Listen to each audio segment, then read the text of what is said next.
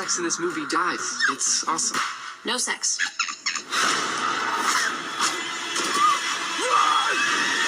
Wait. Selfie time. Hello everybody, welcome back to Screenstars. I'm here today to bring you my review for the 2015 horror comedy, The Final Girls. The film is directed by Todd Strauss Schulson and it stars Tessa Farmiga, Mayling Ackerman, Adam Devine, Thomas Middleditch, Alexander Ludwig and Nina Dobrev.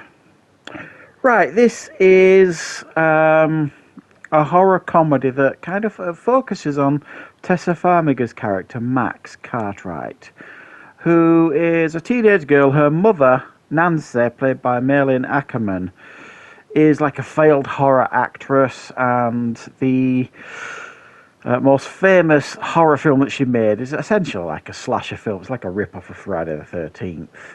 And she loses her mum in a car accident, and then on the year of the anniversary of her death, she goes to watch with her friends the slasher film at the cinema in order that she can see her mother, if you like, on the screen. There's a fire takes place in the cinema. There's a series of events happen. They escape through the cinema and end up in the movie. So they have to kind of then try and follow the movie rules to stay alive in order to get back into the real world before the masked killer takes them all out. Right, what are my thoughts on The Final Girls? This one came to my attention. I mean, I've known about this film for a while. It's one I've wanted to watch for a while. This is like a first-time watch for me for this film. And it really, I was really encouraged to watch this one after watching Totally Killer a couple of weeks ago, a film that I really quite enjoyed. I thought it was quite well made, pretty smart, and quite a lot of fun. And a lot of people were kind of saying in the comments and things like that, not on my video, but just about the film in general, that it was kind of a rip-off of this film.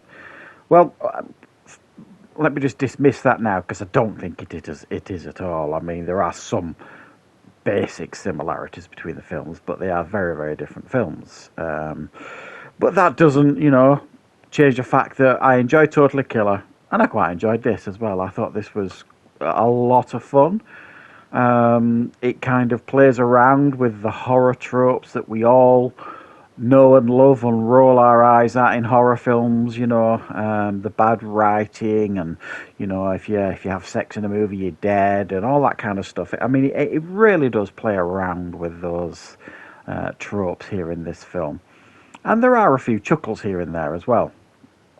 Do I think it's extraordinarily good, or do I think it's, the best thing since sliced bread? Absolutely not. But there was definitely a lot here for me to enjoy. I thought the whole idea of kind of putting them in them, I mean, when you actually think about it, and you can't think about it too much, how they actually end up in the movie is ridiculous. Just like Totally Killer a couple of weeks ago, how she ends up going back in time is ridiculous.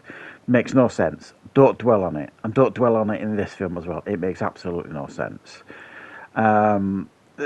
Just accept the fact that they end up in the movie. That's the big hook of the film. But I thought by anchoring the film with a little bit of heart, the fact that, Tessa Farmiga is going to see her mum again, and even though it's not a mum, it's the character of Nancy. It's the character in the movie, not her mother. It actually gave the film a little bit of heart and a little bit of an anchor to the film, and it all worked quite well. Now, Adam Devine is in this film. Now, I have to be honest here. I've seen a handful of Adam Devine stuff over the last few years. His style of comedy is not for me. I find it, I don't really know how to describe it. I find it cringe and very annoying. And he is cringe and very annoying in this film, but he's playing a character in a movie. He's supposed to be cringe and annoying. So it kind of suits his comedy stylings, the character he's playing in the film.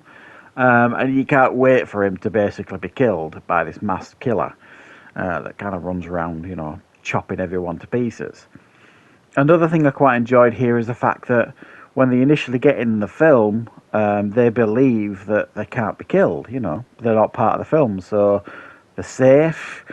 It soon becomes very, very clear that that isn't the case, and they are all in as much danger as everybody else. So it really raises the stakes as well for these characters that you start becoming quite attached to. Certainly some more than others, but it definitely gives it a little bit more tension. I think they could have ramped up the scares here a little bit more. I think there are definitely moments here in the film where I certainly chuckled along to the film. I thought the comedy side of it, the cliches and stuff that it leans heavily onto for the comedy and the tropes for the comedy, all work really quite well. I would honestly prefer to have seen a little bit more of the horror side and lean more into the slasher film side of stuff as well.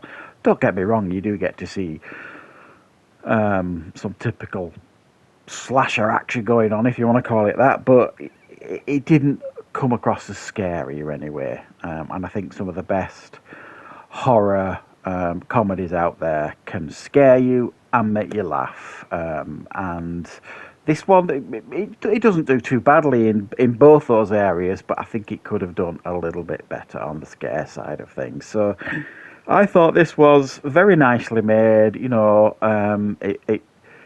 It feels quite unique when you watch it. There's good performances by a lot of recognisable faces. I mean, obviously Tessa Farmiga has gone on to do the Nun films. She's gone on to make a little bit of a name herself. Mailing Ackerman is from the Watchmen and things like that. And to say that when she actually made this, she would have been considerably older than the character in the film. She pulls it off really, really nicely.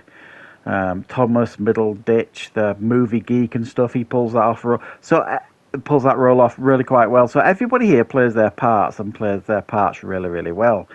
You get the stereotype of the camp leaders or whatever it is they call them in these places, and it is really, really quite funny at times. So I was quite impressed with this one. I'm pleased that I've finally seen it. If you've never seen The Final Girls, it's definitely worth checking out.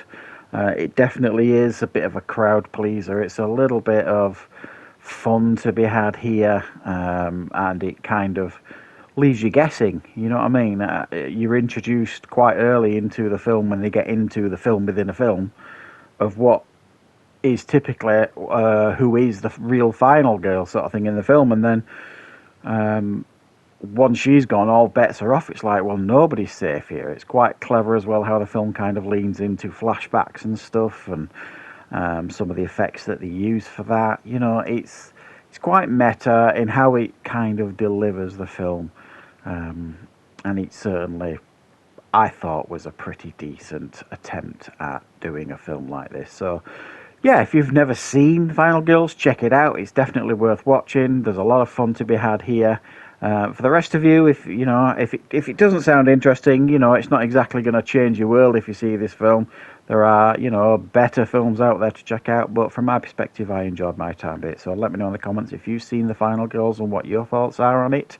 And I will, of course, be back with plenty more reviews and content on the channel very, very soon.